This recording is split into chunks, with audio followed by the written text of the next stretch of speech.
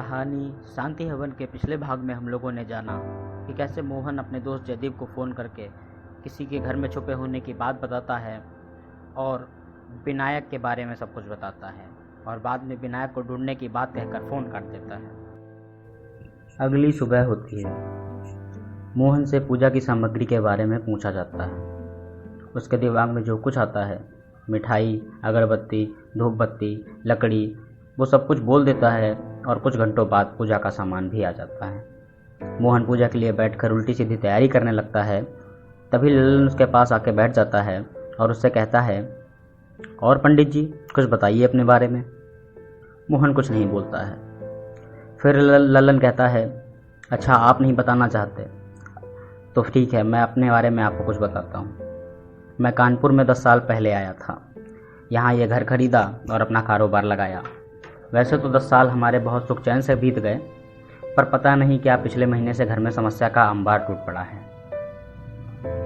शुरुआत में जब हम इस घर में आए थे, हमें तभी समझ जाना चाहिए था कि इस घर का वास्तु दोष गलत है। जब हमने इस घर के मालिक से ये घर खरीदा था तो उसके अगले दिन ही उसको दिल का दौरा पड़ गया और वो मर गया।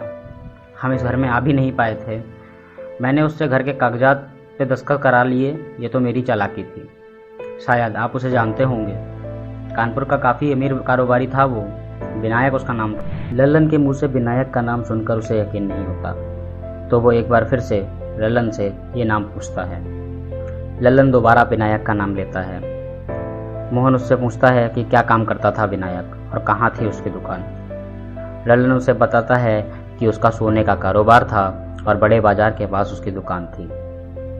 ललन की बातों से विनायक की पुष्टि हो जाने के बाद मोहन के आश्चर्य की सीमा नहीं रहती। वो सोचता है कि जिसे वो इतने दिन से ढूंढ रहा होता है, वो स्वयं उसके घर में ही भेष बदल के रह रहा है। वो ये सब सोच ही रहा है, तभी दिनेश आता है और कहता है, चलिए पंडित जी पूजा शुरू कराइए। और फिर मोहन पूजा शुरू करा देता है। हालांकि मोहन को पूजा करना आता भी नहीं था, फिर भी उसने घर के कुछ सदस्यों से आंख बंद करके गायत्री मंत्र का जाप करने, कुछ से महामृत्युंजय मंत्र का जाप करने, कुछ से हनुमान चालीसा और कुछ से दुर्गा चालीसा के साथ ही उसने ये भी कह दिया कि पूजा भर ना तो कोई आँख खोलेगा और ना ही कोई बोलेगा। और तो और पूजा हो जाने के बाद ना तो कोई अपना मोबाइल छुएगा और टीवी से भी दूर ही रहेगा। अगर किसी ने भी उसकी बात का उल्लंघन किया तो शांति हवन का लाभ नहीं होगा। सभी सदस्य मोहन का कहना मानते हैं, ना तो आँख खोलते हैं ना तो कुछ बोलते हैं। इधर मोहन अनाप शनाप मंत्र बोलता है। मंत्रों में थोड़ी हिंदी, थोड़ी संस्कृत, थोड़ी पंजाबी, सब कुछ मिला करके उल्टे सीधे मंत्र बोल करके पूजा करवा देता है। रात होती है। मोहन अपने बिस्तर पर लेटे लेटे सोच रहा होता है कि यहाँ से चला जाए या फिर यहीं रहकर घड़ी को ढूंढा जाए। चूंकि विनायक अब मर चुका था तो घड़ी ढूंढना अब बहुत मुश्किल हो गया था। मोहन का दिमाग उससे कह रहा था कि उसे यहाँ से चले जाना चाहिए और उसकी अंतरात्मा कह रही थी, हो ना हो घड़ी इसी घर में कहीं छुपी है। और इसी वजह से वो निर्णय लेता है कि वो घर में ही रहेगा और घर में ही घड़ी ढूंढेगा। अगली सुबह होती है। घर के सभी सदस्यों को लगता है कि आज पंडित यानी मोहन घर से चला जाएगा। घर के बेटे दिनेश और रमेश भी दुकान के लिए निकलने ही जा रहे होते हैं। तभी मोहन नया पैतरा खेलता है। वो रमेश और दिनेश से पूछता है कि कहाँ जा रहे हो तुम। रमेश और दिनेश कहते हैं, हम दुकान जा रहे हैं। मोहन उनसे कहता है कि अभी 3 दिन शांति हवन और चलेगा। रमेश कहता है, 3 दिन? मोहन कहता है, हाँ, मैंने दिनेश को मोबाइल पे सब कुछ बताया था। दिनेश कहता है, आपने मुझे कब बताया? मोहन कहता है, बताया तो था, तुम भूल गए होगे। बहरहाल अभी देर नहीं हुई है, कुछ सामान बता देता हूँ, लिए आना। दिनेश और रमेश दोनों बेमन बाजार जाते हैं और सामान लाते हैं। थोड़ी देर बाद कल जैसी पूजा दोहराई जाती है। रात होती है। मोहन जल्दी जल्दी सबके सो जाने का इंतज़ार करता है और सबके सो जाने के बाद छानबीन करने लगता है। पहले दिन उसे कुछ भी नहीं मिलता, अगले दिन भी वही काम करता है और उसे कुछ भी नहीं मिलता। सुबह पूजा, शाम को छानबीन और उसके बाद अगले दिन की तिकड़म में उलझ जाना। हालांकि ऐसा करते हुए 3 दिन भी बीत गए परंतु उसको घड़ी कहीं नहीं मिली। बस सोच ही लेता है कि अब वो घर छोड़कर कहीं दूर चला जाएगा। घर से निकलने की तैयारी कर ही रहा होता है, तभी रमेश की दुकान का कुछ सामान आता है। रमेश उस सामान को तहखाने में उतारने के लिए कहता है। ये बात मोहन के कानों में भी पड़ती है। वो मन ही मन सोचता है कि जो चीज़ें घरों में नहीं मिलती वो उनके तहखानों में ज़रूर मिलती हैं। मुझे एक बार वो घर का तहखाना छानना ही पड़ेगा, हो सकता है घड़ी वहीं हो। क्योंकि मोहन ने शांति हवन करा दिया था, उसके पास घर में रुकने का कोई बहाना भी नहीं बचा था, तो उसने कुछ नया पैतरा खेलना चाहा। वह घर के आंगन में जाकर बीचों बीच खड़ा हो गया और कुछ बड़बड़ाने लगा। ये सब देखकर दिनेश उसके पास आया और उससे पूछा, क्या आप ठीक हैं पंडित जी? इस पर मोहन कहता है, मुझे इस जगह के नीचे कुछ महसूस हो रहा है, कुछ सोने जैसा खजाना। दिनेश चौंक जाता है। खजाना? मोहन उससे कहता है, हाँ खजाना। हमारा शांति हवन सफल हो गया, इस जमीन के नीचे खजाना गड़ा हुआ है। दिनेश दौड़ कर जाता है और रमेश को बुला लाता है और रमेश से कहता है, देखो दादा, पंडित जी क्या कह रहे हैं, हमारे आंगन के नीचे खजाना गड़ा हुआ है। रमेश भी चौंक जाता है और मोहन से पूछता है, आप क्या बता रहे हैं पंडित जी?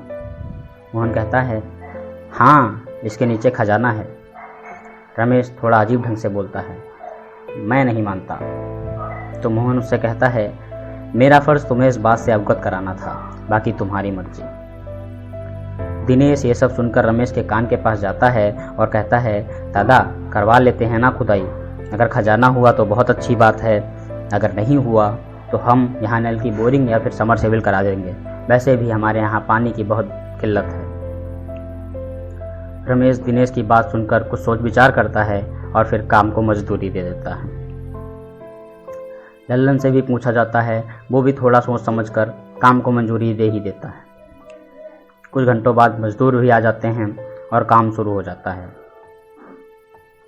खोदते खोदते सुबह से शाम हो जाती है, पर खजाना क्या, एक खोटी चवन्नी भी नहीं मिलती। इधर सबकी नज़र गड्ढे पर ही होती है। मोहन भी एक किनारे बैठकर तहखाने में जाने की तरकीब सोच रहा होता है। तभी दरवाजे पे कोई दस्तक देता है। दिनेश दरवाजे की ओर बढ़ता है और दरवाज़ा खोलता है। बाहर एक भगवा कलर का गमछा ओढ़े लंबी दाढ़ी वाला एक आदमी खड़ा होता है। दिनेश पूछता है, बताइए क्या काम है आपको? वो आदमी दिनेश से पूछता है, आपका नाम दिनेश है? दिनेश कहता है, हाँ। इस पर आदमी कहता है कि मैं वो पुजारी हूँ जिसे आपने फ़ोन किया था और शांति हवन कराने के लिए रवि ने आपको बताया होगा। दिनेश भौचक्का रह जाता है और उससे पूछता है, अगर आप वो पुजारी हैं तो वो कौन है जो मेरे घर में रह रहा है? नया व्यक्ति आश्चर्य के साथ कहता है, वो आदमी, मुझे क्या पता। दिनेश उस आदमी को अंदर बुलाता है और उसे बैठने के लिए कुर्सी देता है। इसके बाद वो मोहन के पास जाता है और पूछता है, पंडित जी आप किस शहर के रहने वाले हैं? मोहन हड़बड़ाहट में जवाब देता है, लखनऊ। इस पर दिनेश उससे कहता है, जिस पुजारी को मैंने फ़ोन किया था वो तो बनारस के रहने वाले थे। इस पर मोहन फिर से हड़बड़ा जाता है और कहता है, हाँ रहने वाला तो मैं लखनऊ का हूँ, लेकिन बनारस में पूजा पाठ कराता हूँ।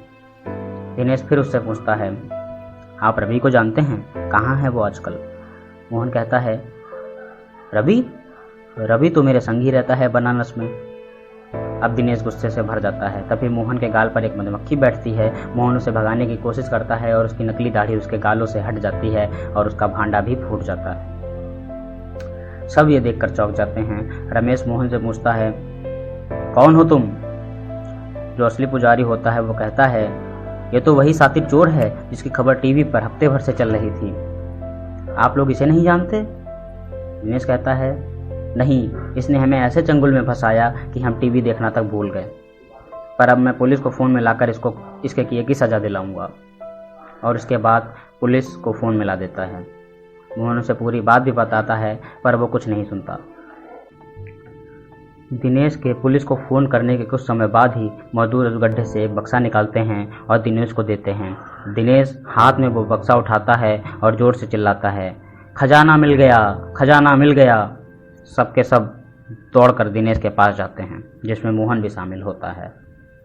दिनेश बक्सा खोलता है और उसके अंदर एक घड़ी और एक हार होता है। सब लोग ये देखकर कुछ खास खुश नहीं होते, पर मोहन की खुशी का ठिकाना नहीं होता।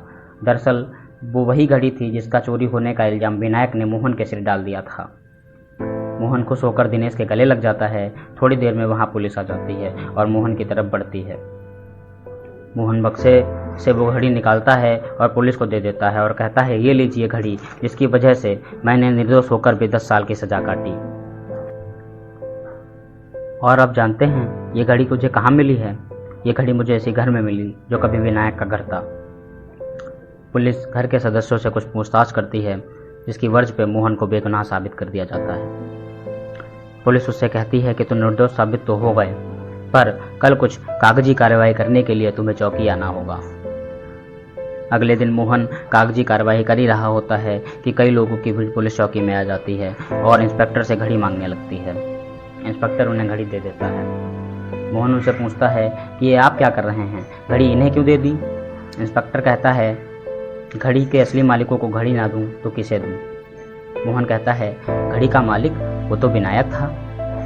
इंस्पेक्टर कहता है, विनायक भी था मालिक और ये भी हैं। दरअसल ये घड़ी विनायक के खानदान की पुश्तैनी घड़ी है, इस पर विनायक के साथ पूरे खानदान का हक था। इंस्पेक्टर के मुंह से ये सब सुनने के बाद उसे सब समझ आने लगता है कि विनायक ने उस पर चोरी का इल्ज़ाम इसलिए लगाया जिससे दुनिया वालों को ये लगे कि घड़ी चोरी हो गई है, पर असल में घड़ी विनायक के पास ही थी। एक तरीके से कहा जाए तो ये नकली शांति हवन सभी के जीवन के लिए असली शांति हवन जैसा बेहतरीन फल लाया। घड़ी मिलने से मोहन निर्दोष साबित हो गया और त्रिपाठी परिवार भी खजाने से निकला हार पाकर अपनी पिछली समस्याओं और घर में वास्तुदोष होने की गलतफहमी से छुटकारा पा गया। इस प्रकार ये नकली शांति हवन असली शांति देकर गया।